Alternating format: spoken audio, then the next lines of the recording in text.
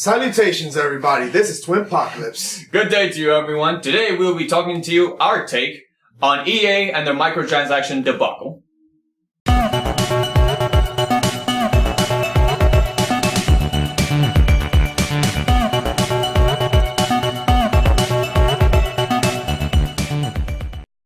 Well, brother, it's safe to say who did not see this coming, given EA's track record and their shenanigans with microtransactions. For the most part, we have been on the outside looking in with the whole EA Battlefront 2 loot crate system microtransaction that has been happening. I mean, let's not turn a blind eye here, ladies and gentlemen. Let's just be frank on one thing. We have been seeing a very sinister, and in my personal opinion, a very nasty pattern of sorts with EA, sticking their big corporate hands and literally wrapping it around the throats of franchises that we love and exploiting the developers for their own personal malpractice. And I'll give you an example. Just recently, they shut down Visceral Studios, the very creators who brought us the Dead Space series. Thank you, EA. And then before that, they shut down Pandemic Studios, the creators of the original Battlefront 2 we all know and love. On the side. Looks like you got this down. Watch your... Case in point, Battlefront 2 EA, where EA went 1,000 miles an hour with their microtransaction practices on the license of Star Wars. And they thought they would get away with it, banking on two things. One is loyalty. Fan bases. We know them. Everyone knows them. They could be toxic, they could be great, they could be whichever. But the point is, there's still a fan base. And we saw this with Star Wars. Everyone, from their grandmothers to their youngest children, knows Star Wars. And because of that, they banked on the fan base, the passionate following of the fan base, of the people who love Star Wars, who want to get their feel, their moments, recreate their favorite moments in their franchise. And second was the license itself. They thought they could get away with it. Why? Because it's Star Wars. Simply because it's Star Wars. And the thing is that since the beta, EA announced that Battlefront 2 would have microtransactions in it. They promised us no paid DLC, no season pass, no, we will not split the player base, offering us the promise that they would change and be more consumer friendly. But unfortunately, all this did not come without a catch. And of course, EA once again had a trick up their sleeve. What do they implement in Battlefront 2? To compensate for the no season pass, for the no DLC. Something we all know and love called the loot crate system. The loot crate system. And whereas the loot crate system would not be game-changing or significant in any way, shape, or form to gameplay in games such as Overwatch, which is said to have popularized loot boxes, the progression of Battlefront 2 is directly tied to the loot crate system. You can spend $40, which they have made it to be. You can spend $40 on a loot box and not get jack shite. Or, of course, continue to swipe your damn credit card and hopefully hope to get something that'll make your overall gaming experience from Battlefront 2 even better. And you touched upon it earlier, brother, about communities and how they're so loyal. What they did not keep in mind in their suits and ties and in the boardrooms of EA is just how far it will go to the point we say no more. Ever since the revelation of the microtransactions, which FYI, someone actually did the math for us and concluded that it would take a total of almost 4,000 hours of grinding, insane, monumental levels of grinding, or of course, the swiping of your credit card to amount to $2,100 only to achieve all the content in Star Wars Battlefront 2. Since this revelation, or just the revelation of loot crate systems in total, EA has been bombarded actually. They haven't been met, keyword. They have been bombarded with a tremendous amount of backlash from critics and players alike. So much so that a recent article in Forbes has said that EA is now meeting a $60 Battlefront 2 and no good way to remonetize it. An article in CNBC is titled, "State Legislators Are Calling EA's Battlefront 2 an online-themed Star Wars pay-to-win casino preying on kids." players from all over the nation, predominantly those in the FIFA 18 community, have actually organized boycotts on Black Friday to not purchase the game. And a recent article in Engadget has mentioned that EA is now even rethinking their loot crate system in Need for Speed Payback as well. Shane, talk about hell of malpractice, right, brother? Yeah, it seems with all the backlash they've been getting, they've lost their sense of pride and accomplishments. Which, by the way, that's been the biggest thing on the minds of EA. They said they wanted this game to give players a sense of pride and accomplishment. Listen, everybody, let's not kid ourselves. There is no such thing as sense of pride and accomplishment in swiping a credit card. It took the CEO of Disney, personally himself, to step in after all these shenanigans and express their concern to EA over the tremendous backlash they've been getting, because we've seen gamers obviously voice their opposition before, but not on a global scale of this caliber.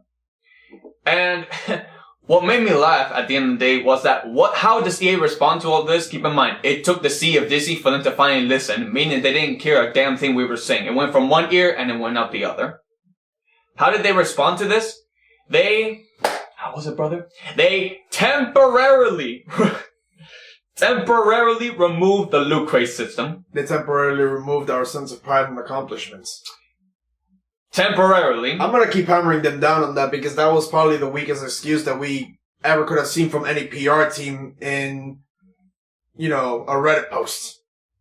Reddit, which by the way, in Reddit, where a recent post of EA has received a monumental cataclysmic amount of dislikes. We're talking at least almost 700,000.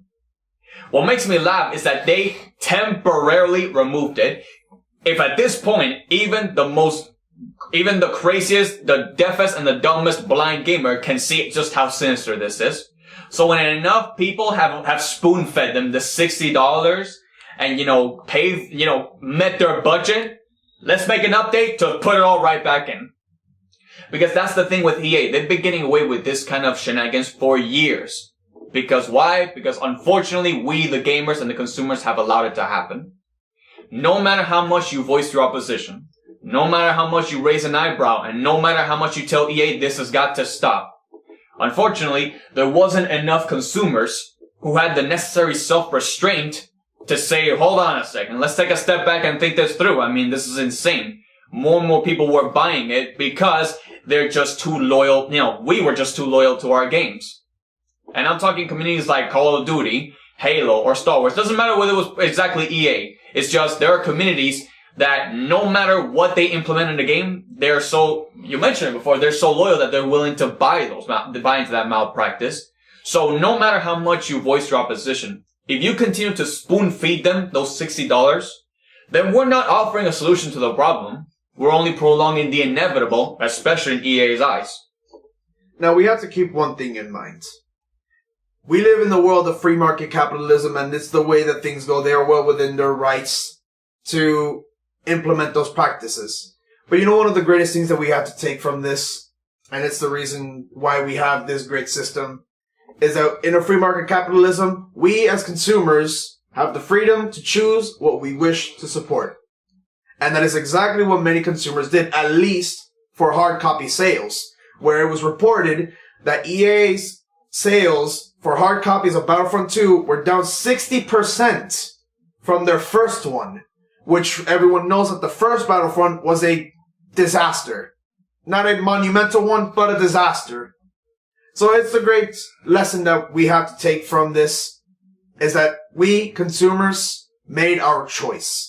We decided not to, or rather, many decided not to buy it. I don't speak for everyone else. I just speak the statistics. Many, 60%, decided not to buy their game because of these implementations or for other reasons.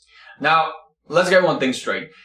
We ourselves, we're not exactly want to talk about this because let's put it this way. We ourselves were Star Wars fans, always have been. But I feel like over the years, consumers and gamers, we have lost the notion and we have lost grip with reality that at the end of the day, we're the ones who have power over the gaming industry because their success is based on our sales and our money. And if they don't get it, they go down. So I feel like in a way gamers have lost that notion that we are the ones who ultimately have the power over EA and no matter how big a company is. The problem is not whether you're financially stable or not.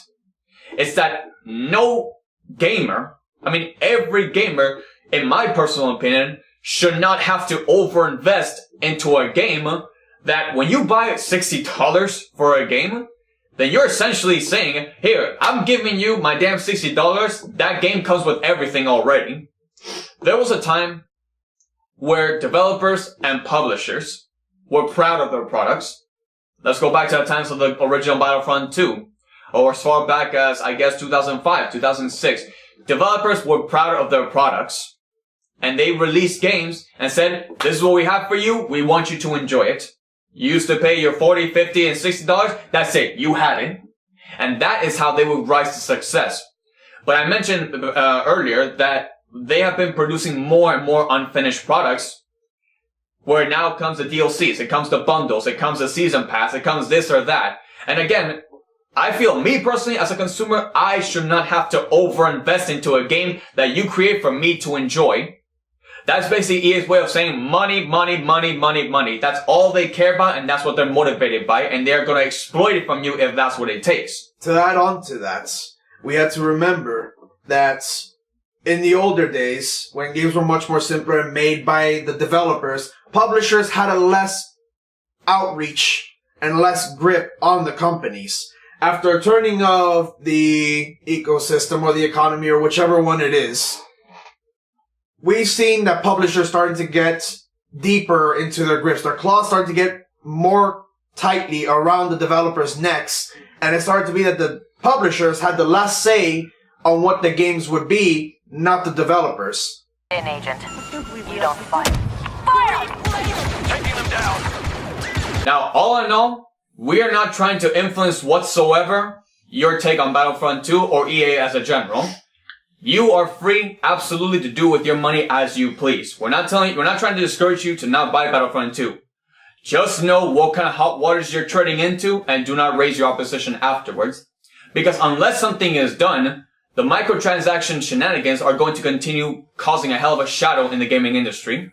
Because what they do, in the grand scheme of things, and in a short term, is that it breaks one of the most sacred vows that gaming has, that many gamers have, and it's the reason why they love to play their multiplayer games where they get to show off their skills.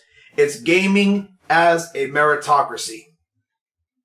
You'd think EA at this point would learn from the mistakes that they've made in the past, but here we are singing the same old song and dance. Talk about their sense of pride and accomplishment, isn't it? Alright, and with that, Jankster, stop bouncing around the walls. We're out. I say down with the next one.